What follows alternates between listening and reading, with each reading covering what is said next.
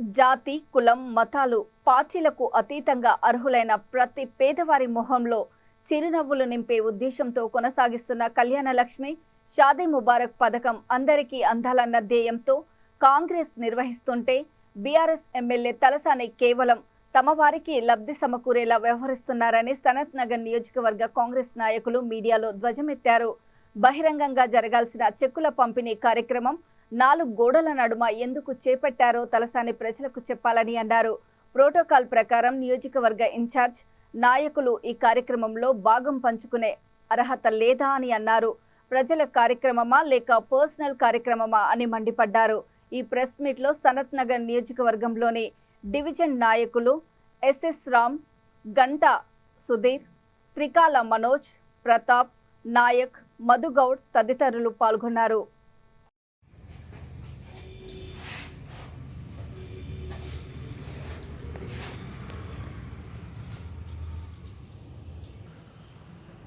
నమస్కారం.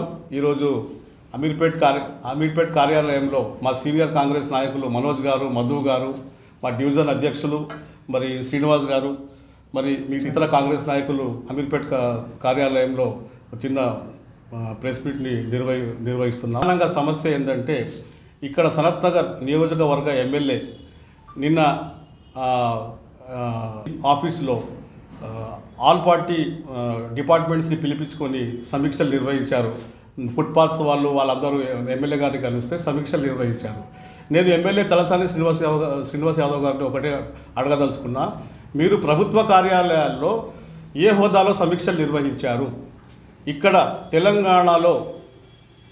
తెలంగాణలో కాంగ్రెస్ పార్టీ అధికారంలో ఉండగా మీరు ప్రభుత్వ కార్యాలయంలో ఒక ఆపోజిషన్ లీడర్గా ప్రభుత్వ కార్యాలయాల్లో ఏ హోదాలో మీరు సమీక్షలు నిర్వహించారు? మీరు ఆపోజిషన్ లీడర్ కాబట్టి అధికారులకు వినతి పత్రం ఇవ్వ. నమస్కారాలు. నేను త్రికాల మనోజ్ కుమార్, సనత్ నగర్ ఏ బ్లాక్ ప్రెసిడెంట్. ఇక్కడికి విచ్చేసిన వంటి మన ప్రింట్ మీడియా మిత్రులకు మరియు సీనియర్ నాయకుడు అయినటువంటి గంటా సుధీరన్నకు, ఎస్సీసీఎల్ ప్రెసిడెంట్ అయినటువంటి ప్రతాప్ గారికి, అమీర్పేట్ డివిజన్ ప్రెసిడెంట్. ఇక్కడ మన అమీర్పేట్ ఆఫీస్లో ప్రెస్ మీట్ పెట్టడం కారణం మన స్థానిక ఎమ్మెల్యే అయిన తలసాని శ్రీనివాస్ యాదవ్ గారు లక్ష్మీ షాదీ ముబారక్ చెక్కులు కానీ, మన సీఎం రిలీఫ్ ఫండ్ కానీ అతని సొంత ఆఫీస్లో అందరికీ పిలిచి ఇవ్వడం అనేది సరైనది కాదు. ఎందుకంటే మన ప్రభుత్వం కాంగ్రెస్ ప్రభుత్వం కాబట్టి ఆయన ఒక ప్రోటోకాల్ హోదాలో, ఒక ఎమ్మెల్యే హోదాలో పిలిచినారు. దాని తగ్గట్టు అమీర్పేట్ డివిజన్లో కానీ ఇప్పుడు ఇచ్చే చెక్కులు అమీర్పేట్ ప్రెసిడెంట్ కానీ సీనియర్ కాంగ్రెస్ లీడర్లు కానీ వాళ్ళకి పిలవాల్సి వస్తుంది. ఏ డివిజన్ చెక్కులు ఇచ్చేటోళ్ళకు వాళ్ళకు ఒక పద్ధతి ప్రకారం ప్రోటోకాల్ మెయింటైన్ చేస్తే స్థానికుల నాయకులైన మాకు కూడా నిర్వహించినందుకు మా మిత్రులకు అందరికీ వెరీ వెరీ థ్యాంక్స్. ఎందుకంటే ఇప్పుడు కాంగ్రెస్ పరిపాలన ఇది ప్రజా పరిపాలన.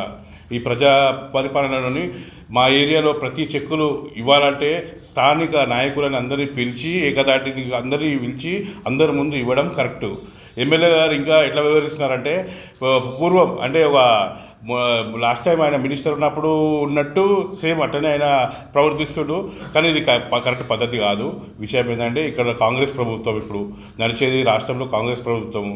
సో ఏదంటే ఇక్కడ ఉన్న కార్యకర్తలందరినీ ఓకేనా.